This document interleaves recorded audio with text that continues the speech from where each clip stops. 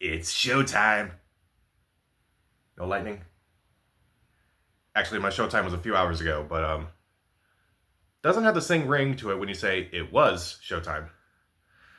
But let's talk about Beetlejuice. So Beetlejuice, okay, he doesn't appear. So Beetlejuice was directed by Tim Burton and is the long-awaited sequel to the 1988 movie Beetlejuice. Once again features Michael Keaton, Winona Ryder, Catherine O'Hara, as well as a few new faces including Jenna Ortega, Willem Dafoe, Monica Bellucci, Justin Theroux. And in this movie taking place 36 years after the original Beetlejuice, family tragedy brings three generations of the Dietz women together, and they go back to the same house as the first movie, and they learn Beetlejuice is back up to some unusual antics, and basically we have a new Beetlejuice movie. So this was a movie that for the longest time I thought they were not going to make. It seemed like it was in development hell for so long.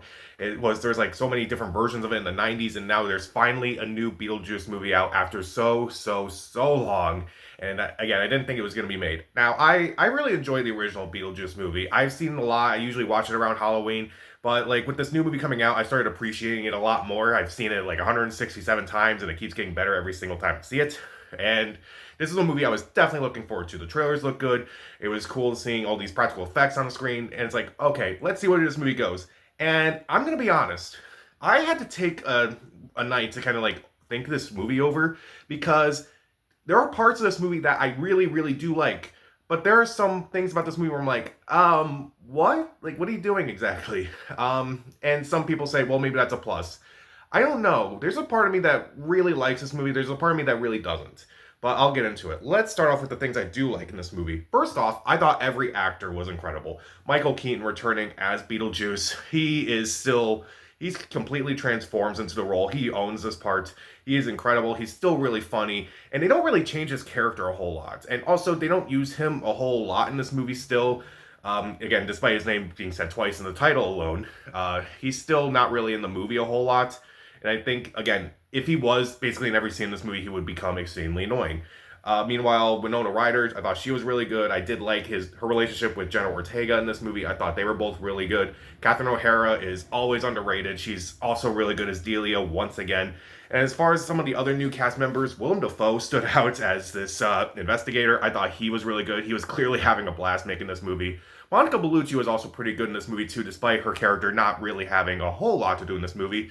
Justin Theroux, I thought he was decent when you find out like what his character is and like what his character is supposed to do and such. It's like, okay, I can definitely see that now, and he does play this part really well. So I definitely kind of liked him. And also Arthur Conti, I thought he did a good job, especially again when you kind of find out like what he's really into in this movie, like what he's really doing in this movie. It's like, okay, he's definitely really good with this performance.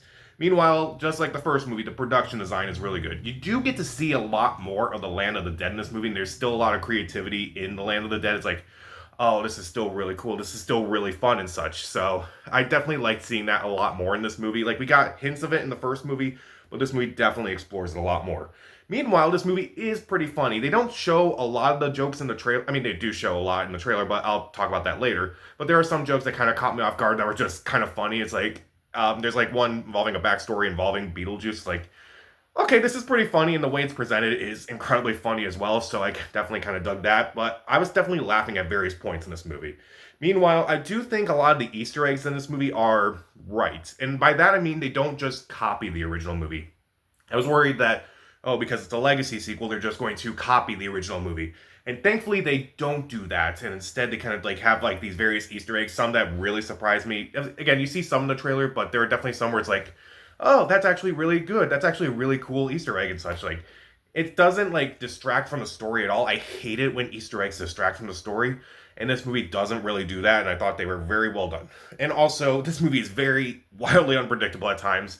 This movie is very, at times it's kind of shocking, at times it's very funny, but it's like, hey, at least I didn't see where it was going sometimes.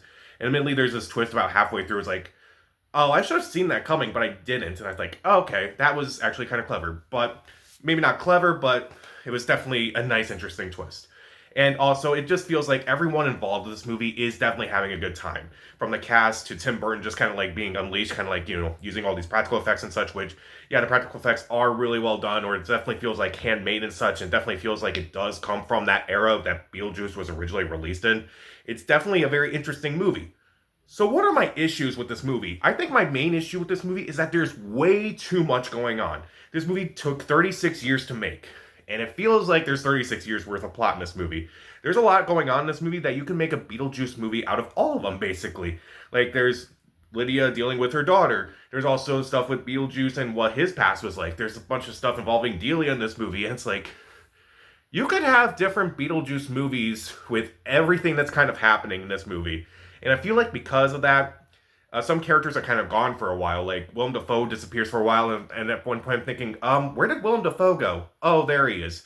Still being awesome, but, like, it's still kind of inconsistent at times. And also, there's points where it's like, oh, where did Monica Bellucci go? Well, there she is. Okay. And I feel like, again, they're trying way too much in this movie. There's like one little plot at the beginning of the movie. It's not really important, so I'll just spoil it right now. You see someone that Delia knows, they die in an accident in some way, and they wind up in the land of the dead, of course.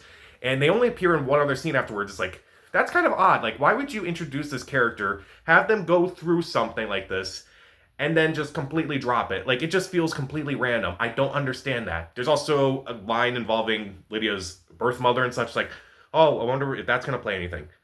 No, it doesn't. It really doesn't. It's like, that is kind of odd. Like, why would you bring some of these things up if you're not really going to dive into them a lot more? And again, I also the practical effects. As much as I enjoyed the practical effects and the fact that they didn't really use too much CGI in this movie, I felt like they showed all the best practical effects in the trailer, and also they didn't really show enough of them. There were definitely some clever ones. There were definitely some very interesting ones you don't see in the final movie. Mainly one involving Charles Dietz in some way. But again, I feel like the best ones are kind of shown in the trailer. And again, a lot of the best jokes I feel like were kind of already shown in the trailer. And that's kind of annoying with a movie like this, or maybe because I've already watched the trailer so many times, I'm like, maybe because I've kind of got myself a little too excited for this movie, maybe I'm a little let down by it. So, and also, I do feel like that it does take a while for this plot to really get going. When that twist happens, that's when the plot really gets going. And don't get me wrong, it was kind of interesting seeing how this movie was kind of unfolding at first, but then, like, when that twist happens about halfway through, it's like, oh, this is what this movie's going to be like, and what's really going to happen with this movie. That was interesting, but, like, a lot of people said that about the first Beetlejuice movie. And looking back, I don't feel that way. But I definitely feel that with this movie.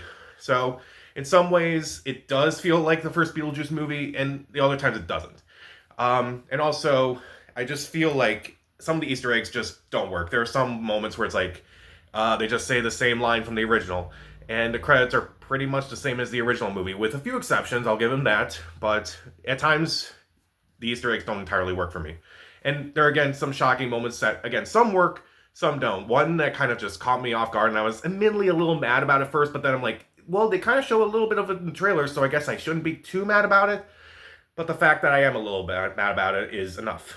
I honestly kind of want to do a spoiler take on this movie because, again, so much is happening in this movie, and so much I'm trying to avoid talking about with this movie that I feel like the best way to talk about it is through a spoiler talk. So maybe after this weekend, that's what I'll probably do. Because I also kind of want to see this movie again to see if, like, my thoughts have changed at all. Like, I definitely feel like this can be a really good time. It is kind of a fun atmosphere for the most part, if you can get past some of the things that happen in this movie. But, you know, the performances are really good, particularly from all the main stars involved. The production design is incredible. It is pretty funny. The practical effects are really good. The Easter eggs are fun. It is a fun overall and does become wildly unpredictable at times. But there are times where I'm watching it and I'm like, really? Did you really need to go in that direction? Or you introduce a direction and you don't really take it further than anything else? I feel like some things were given away a little too much in the trailers and such. I feel like it does take a while to kind of get into the movie and such. And again, way too much going on. There is so much going on in this movie that basically it kind of makes it as long as one of those numbers in the waiting room. So Beetlejuice for right now, I want to give it 2.5 out of 4 stars. Stream it. I do kind of want to see this movie again at some point.